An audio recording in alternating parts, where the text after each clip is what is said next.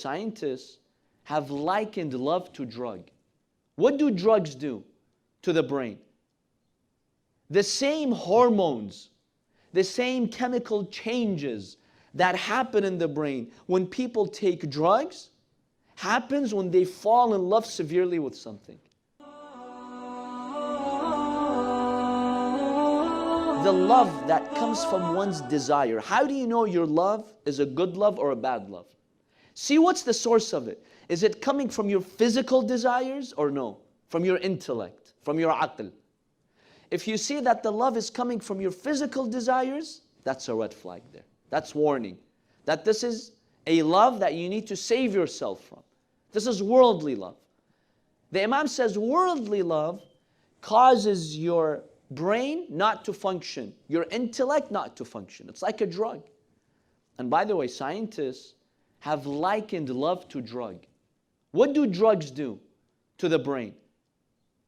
The same hormones, the same chemical changes that happen in the brain when people take drugs happens when they fall in love severely with something. The same thing happens. That's why after it, just like withdrawal, people who take drugs, after the effect of the drug goes, what happens? They come crashing down. A state of withdrawal leads to depression. It leads to sadness. The same thing with love. Every worldly love, in the beginning it's nice and sweet, but it always ends with misery. خَرَقَتِ الشَّهَوَاتُ عَقْلَهُ. It takes away your intellect, the Imam alayhi salam says. وَوَلَهَتْ عَلَيْهَا نَفْسُهُ فَهُوَ عَبْدٌ لَهَا وَلِمَنْ فِي يَدِهِ شَيْءٌ مِنْهَا. The result is that this worldly love makes you a slave to this world. Allah has given you dignity. وَلَقَدْ كَرَّمْنَا بَنِي آدَمَ. We've dignified and honored the human being. Don't allow yourself to be a slave to this world. Ask yourself, what am I a slave of? Am I a slave of Allah subhanahu wa ta'ala or to this world? Many of us, this world enslaves us because of the worldly love that we have. Then the Imam alayhi salam says, such a person whose worldly love has penetrated his heart, لا ينزجر من الله بزاجر ولا يتعظ منه بوعظ. This person, you see that the maw'idha, admonishment, advice, no longer has an effect on him. He reads the Quran, doesn't interact with his heart. His heart is dead. The Imam says his heart is dead. أماتت الدنيا قلبه. The world has killed his heart. He hears a speech, doesn't move him.